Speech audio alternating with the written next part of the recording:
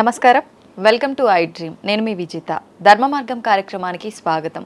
ప్రస్తుతం మనతో పాటు ఉన్నారు ప్రముఖ జ్యోతిష్య వాస్తు పండితులు, లలిత ఉపాసకులు నానాజీ పట్నాయక్ గారు. ఇప్పుడు వారితో మాట్లాడి మరిన్ని విషయాలు తెలుసుకుందాం. నమస్కారం అండి. శ్రీమాత్రే నమః. గురుగారు, సెప్టెంబర్ 18 రాబోయే చంద్రగ్రహణం ద్వారా చాలా ప్రమాదాలు జరగబోతున్నాయని చెప్పి, ఏదో విపత్తులు రాబోతున్నాయని చెప్పి వింటున్నాం. అదంతా నిజమే అంటారా? అంటే ఇక్కడ ఫస్ట్ ఆఫ్ ఆల్ ఏంటంటే ఓన్లీ చంద్రగ్రహణం అని కాదు, మనం 9 months బ్యాక్ రాహు జలరాశుల్లోకి మారాడు కాబట్టి ఈ సంవత్సరంన్నర పాటు ఈ జల సంబంధించిన ప్రమాదాలు ఉంటాయని మనం చెప్పుకున్నాం ఆల్రెడీ 9 నెలలు బ్యాక్, ఇప్పుడు కాదు. సో రాహు జలరాశిలో మేనంలో ఉన్నందుకు, కేతు మనకి వృశ్చిక రాశిలో ఉన్న మన కన్యా రాశిలో ఉన్నందుకు, కన్యా రాశి ఈజ్ ది భూములకు సంబంధించిన రాశి. అందుకని భూములు కొంచెం స్ట్రక్ అవ్వడం, అంటే ల్యాండ్ అంత ఫాస్ట్గా పెరగకపోవడం లాంటివి ఉంటాయి 1.5 year అనుకున్నాం. ఇట్స్ డిపెండ్ ఆన్ రాహుకేతువుల వల్ల. అయితే గ్రహణం ఈ రాహువుకి సంబంధంగా కలుగుతుంది కాబట్టి ఇంకొంచెం జల ప్రళయాలకు సంబంధించిన విషయంలో ఈ రాహు మారే వరకు ఒక 6 months వరకు దీని ప్రభావం ఇంకా ఉంటుంది, 6 to 7 months వరకు. దాని తర్వాత రాహు మారిపోయాక అంత ఎక్కువగా ఉండవు. ఒక 7 months వరకు మాత్రం కొంచెం జాగ్రత్తగానే ఉండాలి చెప్పాలంటే. నాట్ ఓన్లీ ఈ గ్రహణం అని కాదు, జనరల్గా కూడా జాగ్రత్తగా ఉండాలి. అయితే ఈ గ్రహణం మాత్రం మనకి లేదు ఇక్కడ, ఎందుకంటే మార్నింగ్ 6:12 నుంచి 10:17 మధ్యలో ఉంటుంది ఈ గ్రహణం చూసుకున్నట్లయితే. సో అది మార్నింగ్ టైం మనకు చంద్రుడు కనబడ్డు. ఇది Korea, south America side, foreign countries side ఉంటుంది చెప్పాలంటే, ఇక్కడ లేదు మనకి. అయితే ఇది మీనరాశిలో పడుతుంది కాబట్టి మీనము, కర్కాటకము, వృశ్చిక రాశి వారు, శని నక్షత్రాల వాళ్ళు కొంత జాగ్రత్తగా ఉండాలి. అంటే ఉత్తరాభాద్ర అండ్ మనకి చూసుకున్నట్లయితే ఆ యొక్క పుష్యమి నక్షత్రం వారు అండ్ అనురాధ నక్షత్రం వాళ్ళు, అంటే శని యొక్క నక్షత్రాలకి కొంత ఎఫెక్ట్ అనేటువంటిది ఉంటుంది. మరి ఈ యొక్క రాసుల వారికి, అంటే 12 రాసుల వారికి 12 డిఫరెంట్ ఇవి ఉంటాయి. కొన్ని రాసుల వారికి మంచి కూడా చేస్తుంది ఈ గ్రహణం అనేటువంటిది ఎప్పుడు కూడా. అంటే ఎటువంటి రాసుల వారికి చెప్తానండి. ఇప్పుడు మీకు ఒక్కొక్క రాశి చెప్పుకుంటూ వెళ్తాను. ఒక్కొక్క రాశి తీసుకుంటే ఫస్ట్ మనం మేష లగ్నం వారు మేషరాశి తీసుకోండి. 12లో గ్రహణం కాబట్టి ఈ 12 గ్రహణం అనేటువంటిది ఎప్పుడు కూడా ఖర్చుల మీద ఎఫెక్ట్ చూపిస్తూ ఉంటుంది. ఇది ఒక 40 days ఉంటుంది. గ్రహణం నుంచి ఒక 40 రోజుల పాటు వీళ్ళు ఏదైనా ఇన్వెస్ట్మెంట్ చేసేటప్పుడు చూసుకొని చేయాలి. అంటే గ్రహణం వస్తున్నప్పుడు యాక్చువల్గా మనకు మహర్షులు చెప్పింది ఏంటంటే గ్రహణంకి ఒక యోగం. గ్రహణం వల్ల మీరు ఆ రోజు గ్రహణ సమయంలో సాధన చేసుకుంటే బాగుంటుంది. ఏం సాధన? మీ ఇష్టదైవ సాధన, మీ ఇష్టదైవాన్ని సాధన చేసుకోవడం, దుర్గానామం చదువుకోవడం, చండీ పారాయణం చేసుకోవడం, లలిత సహస్రనామాలు చదువుకోవడం, అట్లా చేసుకోవాలి. రైట్. అయితే ఫస్ట్ మేషలగ్నం వారు ఇన్వెస్ట్మెంట్స్ విషయంలో 40 days జాగ్రత్తగా ఉండాలి. వృషభం వారికి లాభస్థానంలో గ్రహణం కాబట్టి మంచిది, వీళ్ళకి అన్ని రకాల లాభాలు ఇస్తుంది గ్రహణం ఎప్పుడు కూడా. వీళ్ళకంటే వీళ్ళు ఎప్పటి నుంచో ఒక సక్సెస్ రావట్లేదు, లాభం రావట్లేదు అనుకున్నది మూవ్ అవుతుంది కొంతవరకు. సో మిథునం వారికి కూడా మంచిది బికాస్ ఆఫ్ 10th house. కాకపోతే ఇక్కడ ఒక చిన్న జాగ్రత్త తీసుకోవాలి. కొంతమంది చూడండి, ఏదో మనీ కడితే జాబ్స్ ఇప్పిస్తాము అంటారు, అటువంటి వాటి జోలికి వెళ్ళకూడదు. అలాంటి వాటి వల్ల మోసాలు ఉంటాయి కొద్దిగా. సో కెరియర్ పరంగా గ్రోత్ అది ఇస్తుంది గ్రహణం, డోంట్ వరీ. బట్ ఈ మనీ కడితే జాబ్ ఇప్పిస్తామనే దాని జోలికి, ఏదో గవర్నమెంట్ జాబ్ ఇప్పిస్తారంటే ఎవరు అంటే ఎక్కడో డబ్బులు కట్టాలి, ఇవన్నీ ఎలా ఉంటాయంటే బయటికి చెప్పుకోలేదు కూడా. ఇచ్చామని చెప్పుకుంటే వీళ్ళకి కూడా ప్రాబ్లం అయ్యేది. అందుకని ఈ విషయంలో జాగ్రత్తగా ఉండాలి. ఇక సో వృషభము, మిథునం వారికి మంచిదే 10th and 11th houses గ్రహణం జరిగేటప్పుడు. అండ్ కర్కాటకం వారికి కనుక చూసుకున్నట్లయితే లాంగ్ జర్నీ చేసే విషయాల్లో 40 days జాగ్రత్తగా ఉండాలి. లాంగ్ జర్నీస్ చేసే విషయాల్లో. అండ్ ఒక్కొక్కసారి ఏమవుతుందంటే 9వ స్థానం రాహు ఉన్నప్పుడు సర్వసాధారణంగా పితృకర్మలు చేసే విషయాల్లో కొన్ని మర్చిపోతారు వీళ్ళు. యాక్చువల్గా 9th house రాహు ఉన్నప్పుడు ఏంటంటే పితృకర్మలు చేయడం ద్వారా వీళ్ళకి గ్రోత్ ఉంటుంది గోచారంలో 9th లో ఉన్నందుకు. ఇక మనకి సింహలగ్నం ఆర్ సింహరాశి వారికి కనుక చూసుకుంటే అష్టమంలో రాహు, ఇది ఒక రకంగా అన్ఎక్స్పెక్టెడ్గా ఒక మంచి చేస్తుంది. కాస్త వాహనాల మీద వెళ్ళేటప్పుడు కొంత జాగ్రత్త కూడా ఉండాలి. అష్టమ రాహు, అష్టమంలో గ్రహణం పడుతున్నందుకు.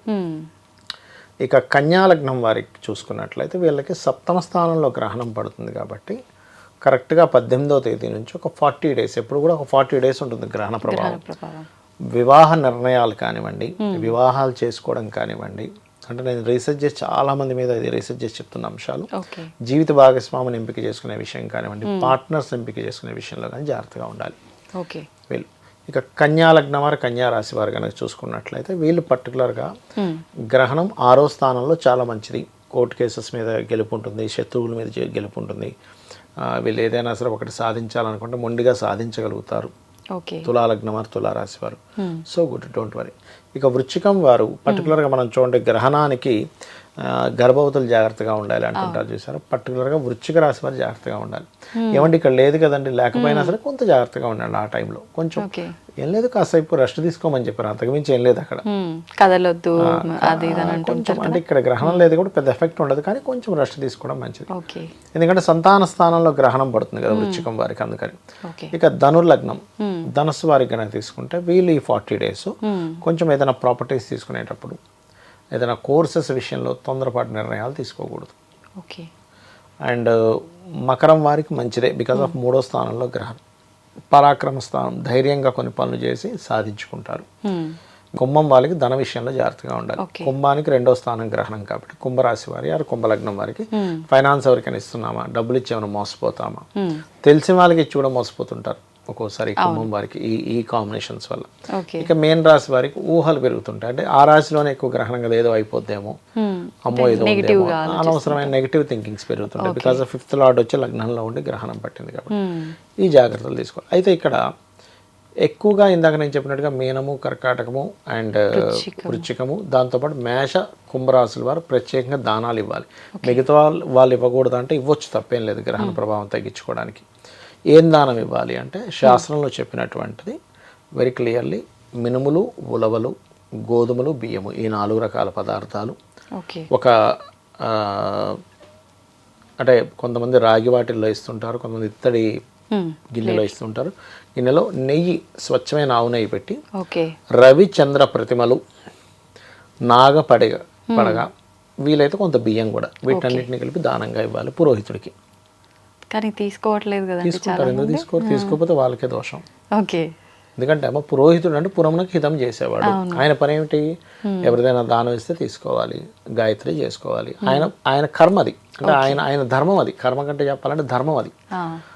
ఆయన ధర్మం ఆయన ఎలా అయితే చేస్తాడో ఇచ్చేవాళ్ళు కూడా దాంతోపాటు ఎంతో కొంత దక్షిణ ఇవ్వాలి. పాపం ఆయన కూర్చొని జపం చేస్తున్నాడుగా, మన ధర్మం మనం పాటించాలి, ఆయన ధర్మం ఆయన పాటించాలి. మనం దానం ఇవ్వకపోవడం, దానంతో పాటు దక్షిణ ఇవ్వకపోవడం దోషం. ఒక పురాణంలో అయితే విష్ణువే స్వయంగా చెప్తాడు, మీరు పురోహితుడు చేసినటువంటి పూజకి దక్షిణ ఇవ్వకపోతే అది చాలా పెద్ద దోషం, అంటే ఫలితం రాదట. చాలా మంది దక్షిణ ఇచ్చే విషయంలోనే ఏమిస్తాంలే, ఎంత ఇద్దాంలే, ఏమైనా ఎక్కువ అడుగుతాడు, ఈ ఫీలింగ్లో ఉంటారు. ఫస్ట్ పూజ కంటే కూడా ఈయన పూజ అయిన తర్వాత ఎంత దక్షిణ అడుగుతాడనే ఆలోచన మీదే ఉంటారు. అంటే డిమాండ్ చేసే అందుకని ముందుగా అడగండి. మీరు అట్లా కాదు, ఇప్పుడు ఎట్లా అంటే అమ్మా, ఇప్పుడు వాళ్ళు కూడా ఎట్లా అంటే కొంతమంది వెళ్ళి ఏమండి మా దగ్గర లేవు, ఇంత ఇవ్వగలమంటే తీసుకుంటారు. అదేం పెద్ద విషయం కాదు, చూసి ఇవ్వండి. అది నేను అనేది అంటే శాస్త్రం ఏం చెప్తుందంటే ఇచ్చే వ్యక్తి ఎవరికైతే ఇస్తారో ఈశ్వర స్వరూపంగా ఇవ్వాలి. అలా భావిస్తూ ఇవ్వాలి. మీరు ఎంత హ్యాపీనెస్తో ఇస్తే మీకు అంత మంచి కలుగుతుంది. వాళ్ళు కూడా అదే పరంగా వాళ్ళు కూడా ఎంతో ఉదార స్వభావంతో వీళ్ళకి మంచి జరగాలని మనస్ఫూర్తిగా అనుకోవాలి. అంతేగాని అబ్బా వీళ్ళు 100 రూపాయలు పెట్టారు, 200 పెట్టారు అనుకోకూడదు.